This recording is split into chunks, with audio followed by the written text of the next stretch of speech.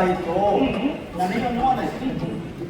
ಸರಿ, ಆದ್ರೆ ನಾವು ಯಾಕೆ ಈ ಪೂಜೆಯನ್ನು ಮಾಡ್ತಾ ಇದ್ದೇವೆ ಅಂತ ಮೊಟ್ಟ ಮೊದಲೇ ಯಾಕೆ ಪರಂಪರೆ ಎನ್ನುವಾಗಿ ನಾವು ಹೇಳಿದ್ವಿ. ಹೌದು, ಒಪ್ಪೋಣವೇ?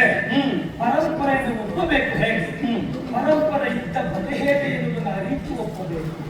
ಹೇಗೆ ಕಾರಣ ಹಿಂದಿನವರು ಇಂದ್ರ ಪೂಜೆಯನ್ನ ಮಾಡುತ್ತಾ ಬಂದದ್ದು ಸತ್ಯ. ಅದಕ್ಕೆ ಸರಿಯಾಗಿ ತಂದೆಯವರು ಮಾಡುತ್ತಾ ಇಲ್ಲಿವರೆಗೆ ಬಂದದ್ದು ಸತ್ಯ. ಎಷ್ಟೋ ವರ್ಷವಾಯಿತು ಅವರು ಇಂದ್ರ ಪೂಜೆಯನ್ನು ಮಾಡಿದ್ದಾರೆ.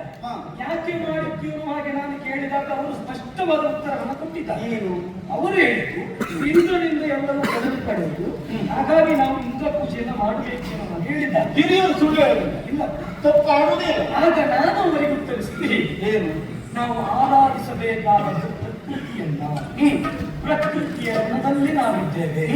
ಹರಿಯುವ ನೀರು ನಮಗೆ ಪೂಜನೀಯವಾದದ್ದು, ಬೀಸುವ ಗಾಳಿಯು ಪೂಜನೀಯವಾದದ್ದು, ಕರು ಲತೆಗಳು ಪೂಜನೀಯವಾದದ್ದು, ಗಿರಿಗಳು ನಮಗೆ ಪೂಜನೀಯವಾದದ್ದು.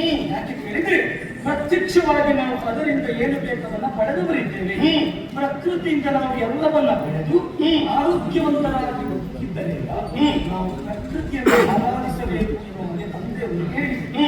ಆಗ ಅವರು ಅಲ್ಲ ಎನ್ನುವಾಗ ಭಾವಿಸಲಿಲ್ಲ. ಅವರನ್ನು ಒಪ್ಪಲೇಬೇಕು ಎನ್ನುವಾಗ ಹಠ ಹಿಡಿದವನಲ್ಲ. ಇದು ನಿಮ್ಮ ಮನಸ್ಸಿಗೆ ಒಪ್ಪಿಗೆ ಆಗದೆ ಹೋಗ್ತಾದರೆ ನನ್ನ ಮಾತಿನಂತೆ ನಡೆಯೋಣ ಅಂತ ಹೇಳಿದಾಗ ಅದನ್ನ ತಂದೆಯವರು ಸಹಿತ ವಿಗ್ರಹಸ್ತೋಮವೇ ಒಪ್ಪಿ ಗಿರಿ ಪೂಜೆಗೆ ಸಿದ್ಧರಾದ.